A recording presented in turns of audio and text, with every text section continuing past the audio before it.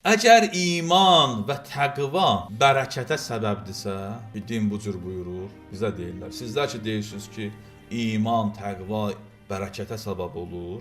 Nə üçün kafir ölkələr İslami ölkələrdən yaxşı vəziyyətdə yaşayır? Onların problemi azdır. Müsəlman ölkələri problemlər içində yaşayır, aclıq içində yaşayır, kasıb yaşayırlar.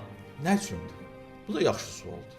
Axı siz deyirsiniz ki, imanlı olsun, təqvalı olsun, Allah sənə bərəkət nazil edəcək.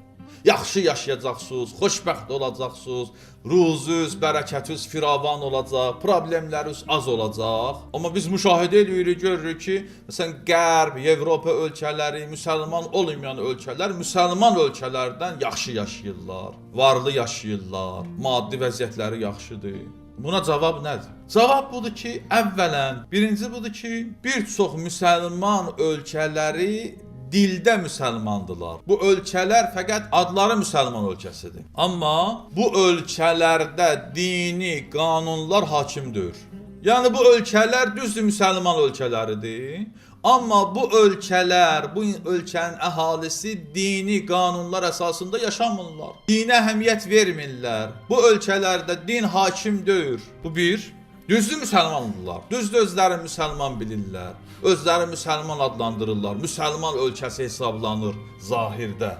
Amma qanuna qalanda, həqiqətə qalanda bu ölkələrdə İslam qanunları icra olunmur. İkinci məsələ budur ki, siz ki deyirsiniz, qeyri-müsəlman ölkələri elmdə, sənətdə, maddiyyatda çox inkişaf ediblər, yaxşı yaşayırlar. Düzdür, siz zahiri görürsünüz. Bəli, maddiyyatda rifahları yaxşıdır. Amma onların mənəviyyatı, onların əxlaqı bərbad bir vəziyyətdədir. Müsəlman ölkələrinlə müqayisədə qeyri-müsəlman ölkələrində mənəviyyat yoxdur. Müsəlman ölkələrində var. Əxlaqi dəyərlər müsəlman ölkələrində o ölkələrə baxanda çox yaxşıdır. Müsəlman ölkələrində olan əxlaqi dəyər, ruhi, mənəvi məsələlər sən deyən o inkişaf eləmiş qərb ölkələrində, qeyri-müsəlman ölkələrində yoxdur. Onlarda aramlıq, onlarda mənəviyyat yoxdur ki. Düzdür, maddi nöqteyi nəzərdən inkişaf ediblər. Sən bərəkəti ancaq maddiyyat bilirsən.